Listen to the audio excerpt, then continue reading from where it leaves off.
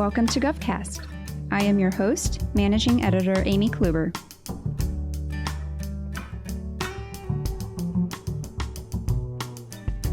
With major tech initiatives well underway at the Defense Health Agency, such as the Electronic Health Record modernization and military treatment facilities transition, we caught up with CIO Pat Flanders to discuss his background in the technology space, plus his military service as a U.S. Army officer. Hooah!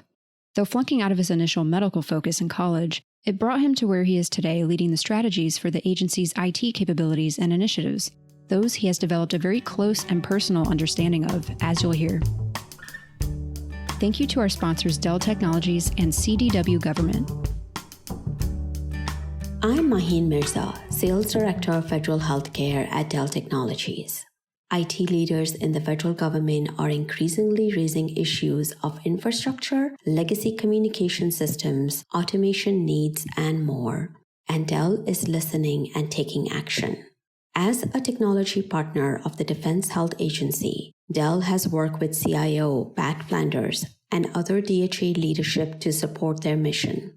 We are excited to work with Mr. Flanders' leadership team as they not only deal with this pandemic, but also continue their work on military treatment facilities transition and electronic health record system updates, and look forward to hearing from Mr. Flanders about the unique IT challenges of his agencies and DHA's infrastructure readiness for the pandemic and mass telework.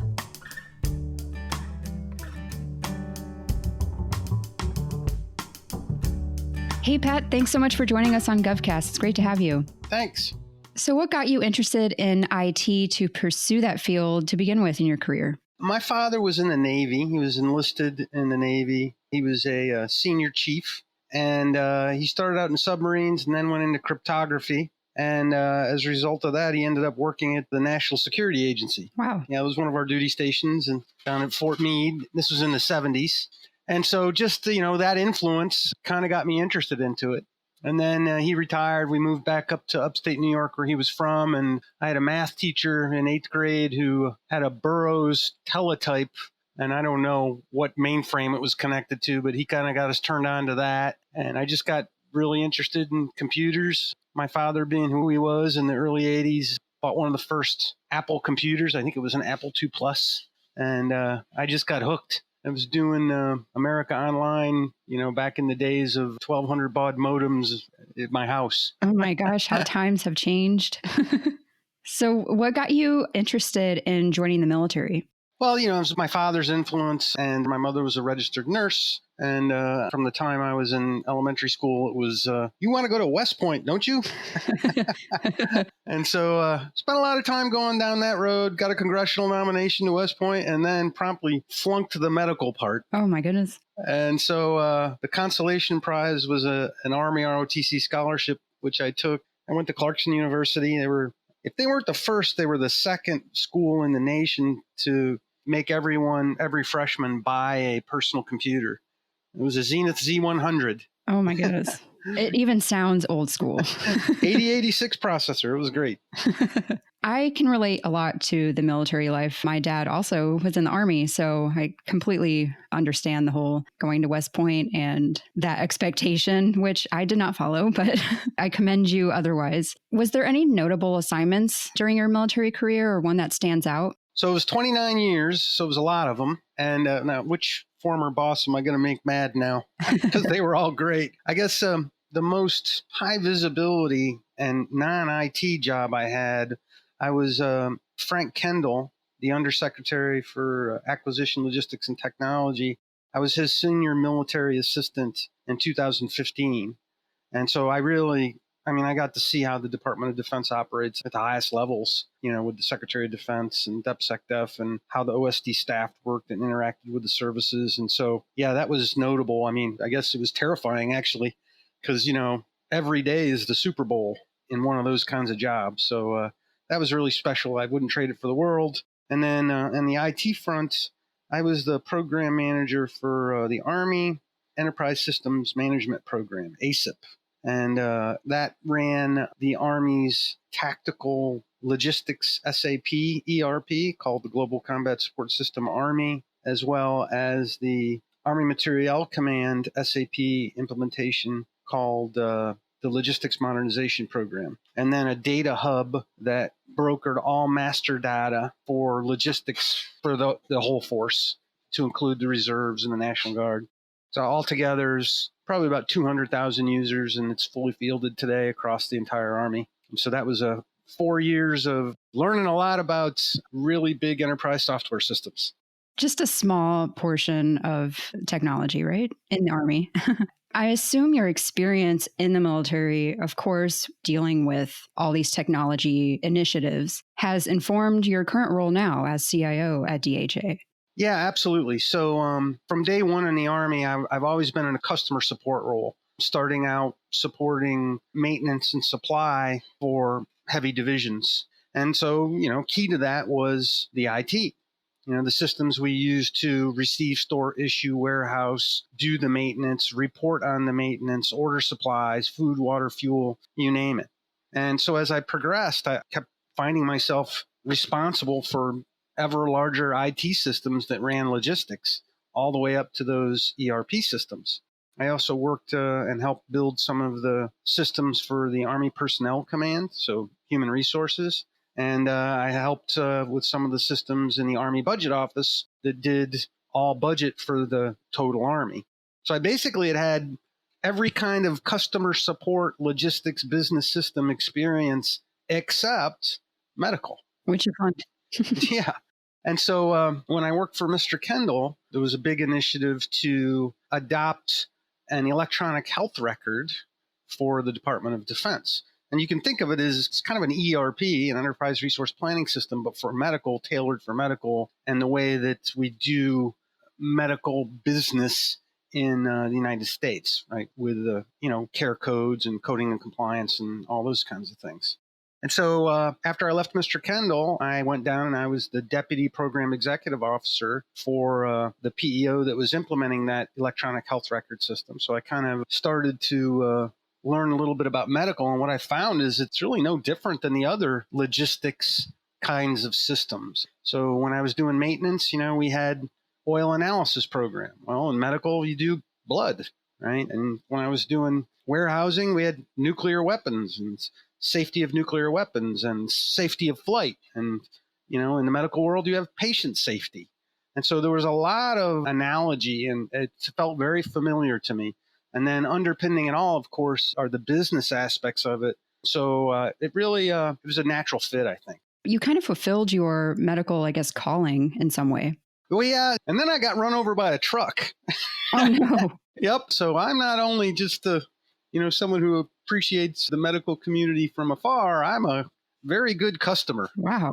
You've had the experience of, the importance of the medical environment of the military pretty well. Right. And it happened my last 6 months on active duty when I already knew I was going to take this job. And so as a result of that, when I was in the hospital for all that time, I was asking questions like, what electronic health record do you use? And can I see that screen? And wow. I learned a lot about how the hospitals work, everything from the ICU to how surgeries get scheduled and all that. I really did. I learned a ton from that experience. Wouldn't ever want to do it again, and don't recommend it, though. I'm glad you got out of that alive. You were in the hospital for 6 months? No, I was in the hospital for about a month and a half, okay. And then I was trying to get healthy for the remainder. Wow. And I assume that's what prompted you to get out of the military? No, actually, I had already had my retirement paperwork in, and I had already been accepted for the job I have now. Wow. I was on my way home from work one day, and I was sitting at a stoplight, and I was run over from behind by someone who wasn't paying attention. Oh, my goodness. And that's probably why technology is kind of a danger sometimes, especially when you're behind the wheel, getting distracted. I'm told that my boss at the time, who was a surgeon, the first question she asked when she heard about it is, did he have a head wound? Oh, my gosh. Which I did not. Well, that's good. Thinking back over the years and everything that you've been involved in, how have you seen IT and technology impacting the military most? Oh, wow. When I first came in, every year you do a performance report. It's kind of like you write up what you think you did well. It's your report card. And the first 3 of those I did on an IBM Selectric typewriter. And so we've come from that to now where everything is automated. I can remember in Desert Storm, There was no GPS, not at the level I was at anyway. It was 1 to 250,000 resolution maps. And, now just everything is automated.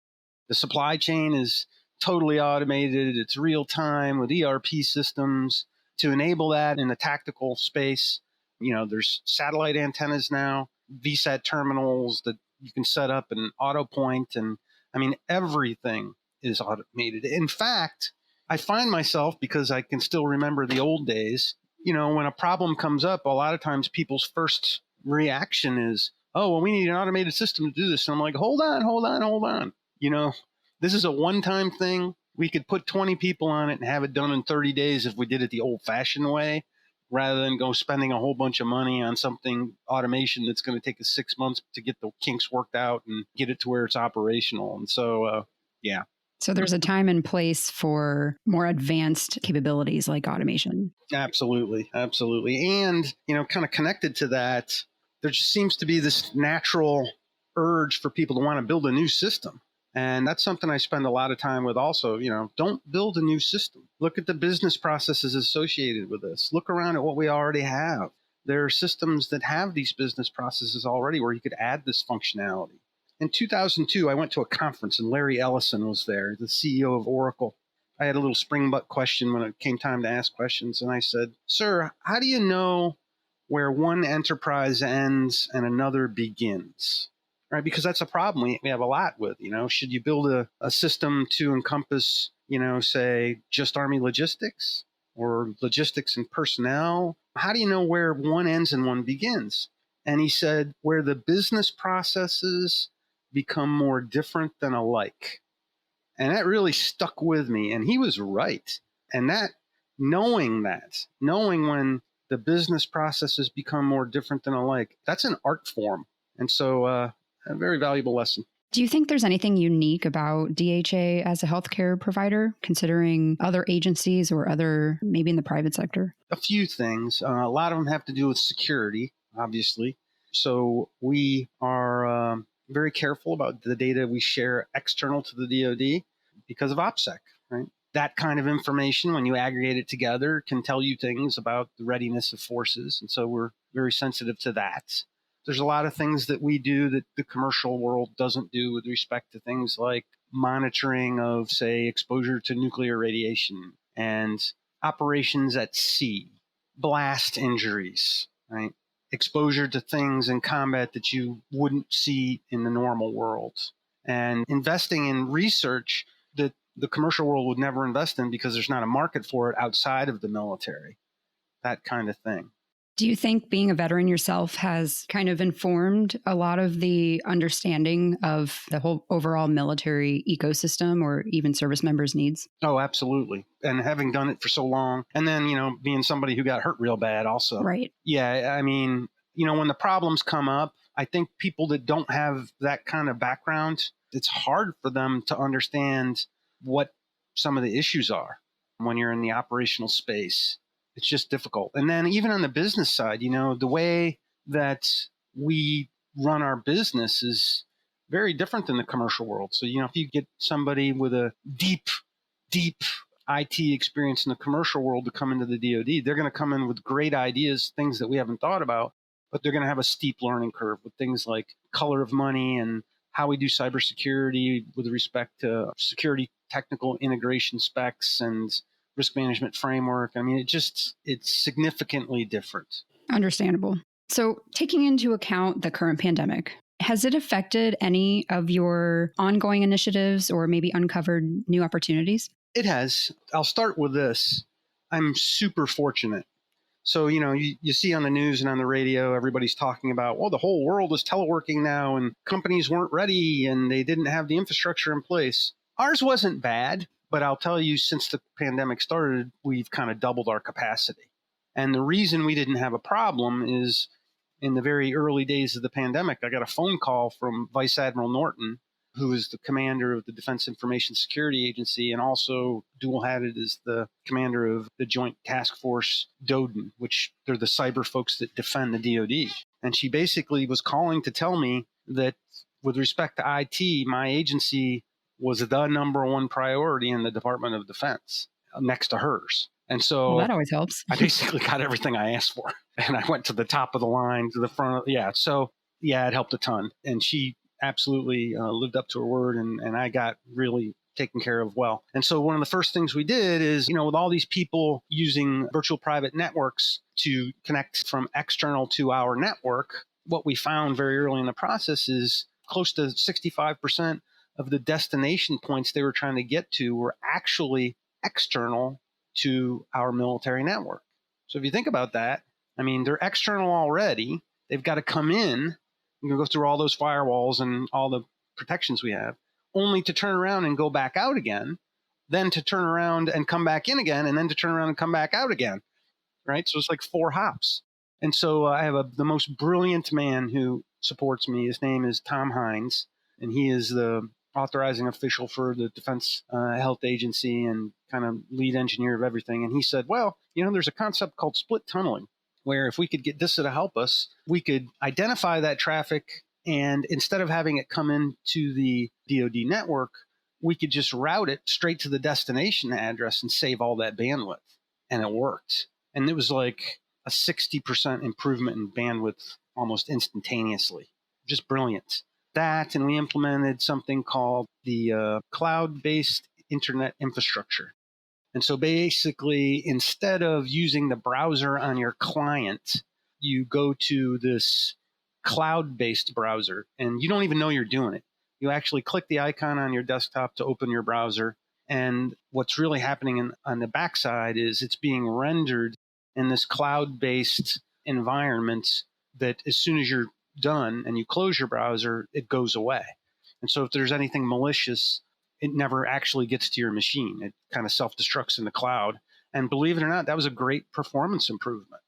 And so really super happy with the support I got from DISA and from my engineers and the great work they did. With respect to telehealth, they stood up a capability that existed in Europe and Korea that allowed us to greatly expand our capacity. In fact, we're not really using all of it right now. We've got so much.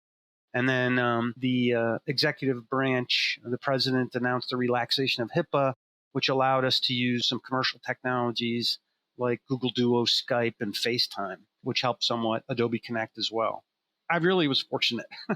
Taking into account, the military life, do you think things like telemedicine is going to be a game changer moving forward? I mean, this pandemic kind of uncovered a lot of opportunities that telemedicine can provide.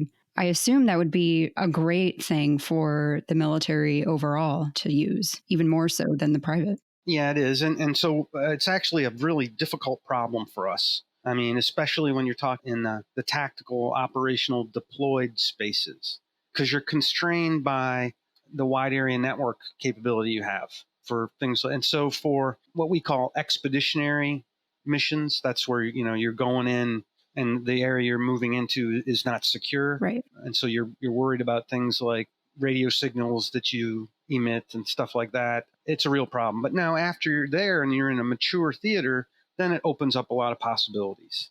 So that's a good thing.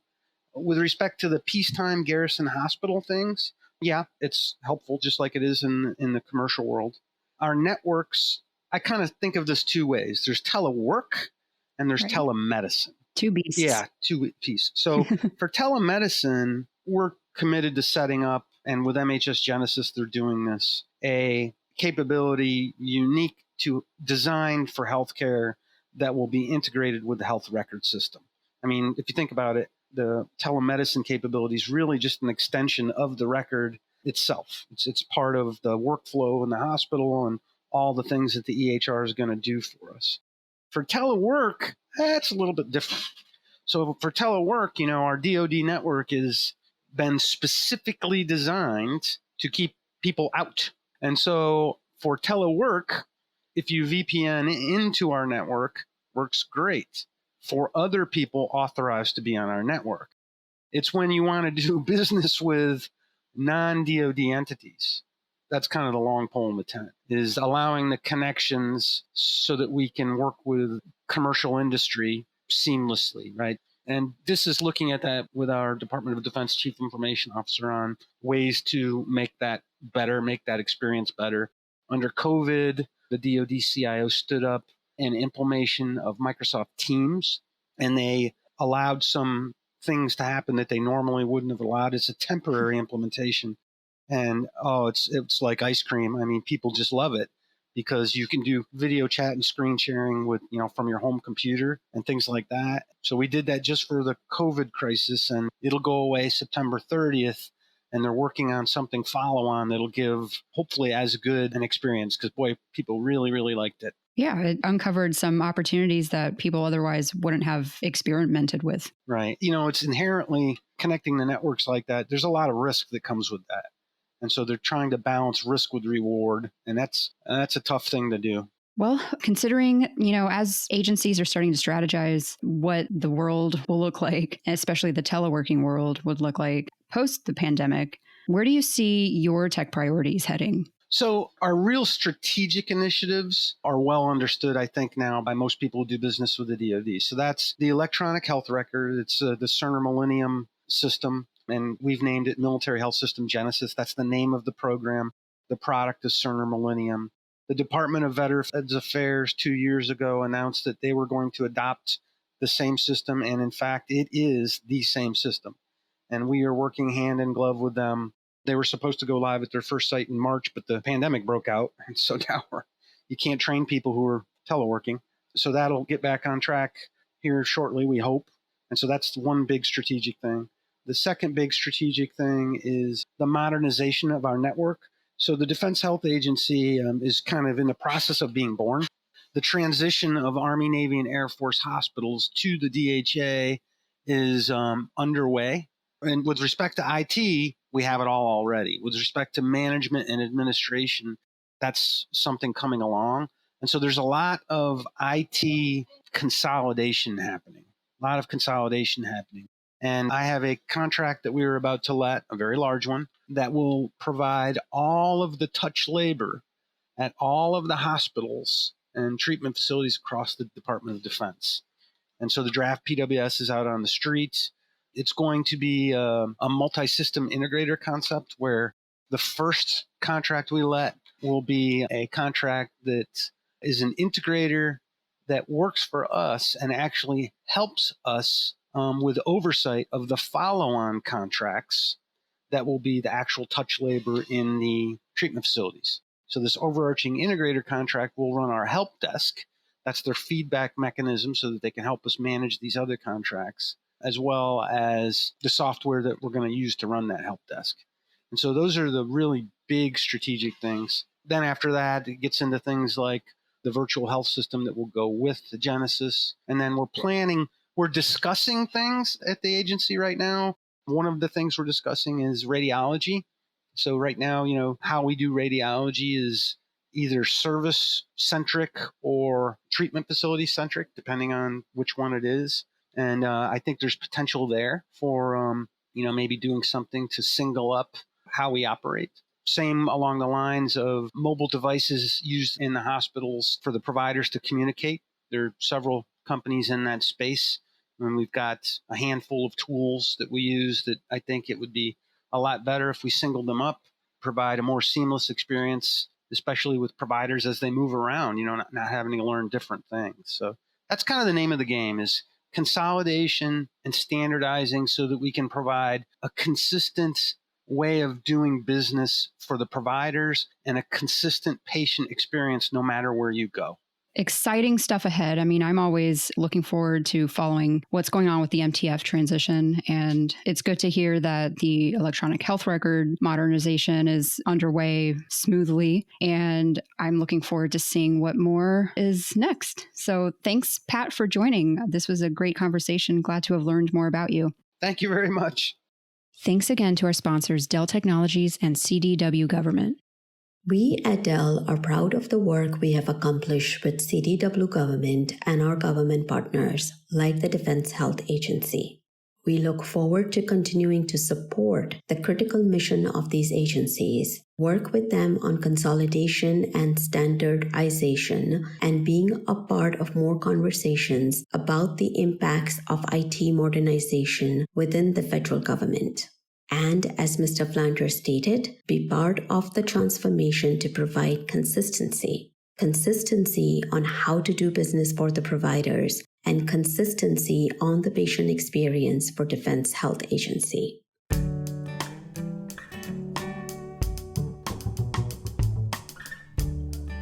GovCast is a production of Government CIO Media and Research. For more podcasts, head to governmentcio.com/podcasts. If you liked what you hear, let us know by leaving us a review in iTunes or wherever you listen to podcasts. GovCast is produced by Amy Kluber. Theme music provided by Big Hoax. If you're interested in sponsoring a podcast, contact us at sponsor@governmentcio.com.